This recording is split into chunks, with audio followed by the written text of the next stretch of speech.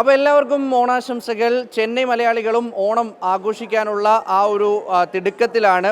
ഓണം പടിവാതിൽ വന്ന് നിൽക്കുമ്പോൾ തിരുവോണത്തിന് മുമ്പ് സാധനങ്ങളൊക്കെ വാങ്ങാൻ വേണ്ടി ഇറങ്ങിയപ്പോൾ ഇവിടെ ചെന്നൈ മലയാളികൾക്കിടയിൽ ഏറ്റവും സുപരിചിതമായ ചില മുഖങ്ങളൊക്കെ കണ്ടു. കാരണം മദ്രാസ് കേരള സമാജത്തിൻ്റെ ആളുകളൊക്കെയാണിത്. അവരിവിടെ ഒരു ഓണച്ചന്തയൊക്കെ ഇട്ടിട്ടുണ്ട്. അപ്പോൾ ഏറ്റവും കൂടുതൽ തിരക്കുള്ള സ്റ്റാളിൻ്റെ മുന്നിലാണ് ഞാനിപ്പോൾ ഉള്ളത്. അത് സ്വാഭാവികമായിട്ടും ഈ ഉപ്പേരികളുടെയും മറ്റ് സ്നാക്സ് ഐറ്റംസിൻ്റെയൊക്കെ സ്റ്റാളിലാണ് ഏറ്റവും കൂടുതൽ തിരക്കുള്ളത്. ഇതുപോലെ പല സ്റ്റാളുകളും ഇവിടെ കേരള സമാജത്തിൻ്റെ ഭാഗമായിട്ട് ഒരുക്കിയിട്ടുണ്ട്. ഇവരെല്ലാവരും ഇത്തരത്തിൽ അവസാനവട്ടം ഈ സാധനങ്ങളൊക്കെ വാങ്ങാൻ വേണ്ടിയിട്ട് ഇറങ്ങിയിരിക്കുകയാണ്.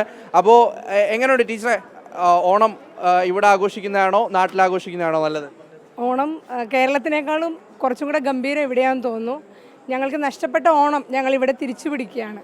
കുറച്ച് കാലങ്ങളായിട്ട് ഓണച്ചന്ത ഒരുക്കുന്നത് കൊണ്ട് 25 വർഷമായിട്ട് ഓണച്ചന്തയുണ്ട്.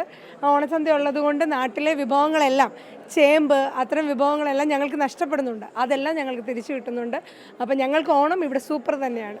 എങ്ങനെയാ സദ്യയൊക്കെ നാളത്തേക്കുള്ള കാര്യങ്ങളൊക്കെ സെറ്റാക്കിയിട്ടുണ്ട്? എല്ലാം സെറ്റാക്കിക്കൊണ്ടിരിക്കുകയാണ്. ഒന്നും ഉത്രാടപ്പാച്ചിലല്ല, ആ പാച്ചിലാണ് ഞങ്ങളെല്ലാവരും. എങ്ങനെയാണ് പച്ചക്കറി മറ്റ് സാധനങ്ങളെല്ലാം ഉണ്ടല്ലോ അല്ലേ? എല്ലാ സാധനങ്ങളും ഉണ്ട്. എല്ലാം സാധാരണ മാർക്കറ്റ് വിലയേക്കാൾ കുറഞ്ഞ വിലക്ക് എല്ലാ സാധനങ്ങളും ഉണ്ട്.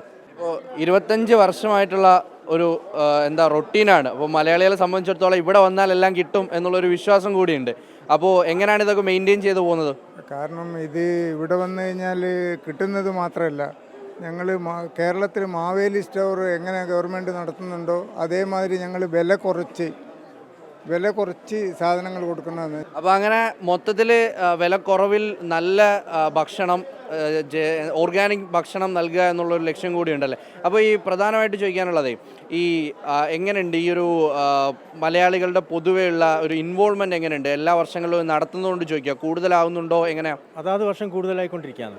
ഈ ചന്തയോടുള്ള താല്പര്യം ജനങ്ങൾക്ക് വർദ്ധിക്കുകയാണ്. അതിൻ്റെ ഒരു വസ്തുത ജനങ്ങൾ മനസ്സിലാക്കുന്നുണ്ട്.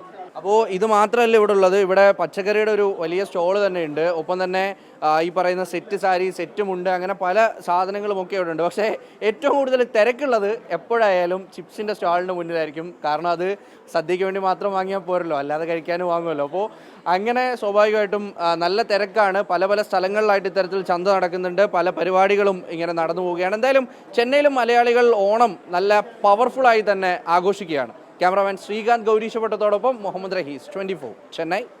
ലോകത്തെവിടെയായാലും ഏത് സമയത്തും 24 വാർത്തകളും ഓഗ്മെന്റഡ് റിയാലിറ്റി പാക്കേജുകളും എക്സ്പ്ലെയിനറുകളും വിശദമായി കാണാൻ ഞങ്ങളുടെ യൂട്യൂബ് ചാനൽ നിങ്ങൾക്ക് സബ്സ്ക്രൈബ് ചെയ്യാം.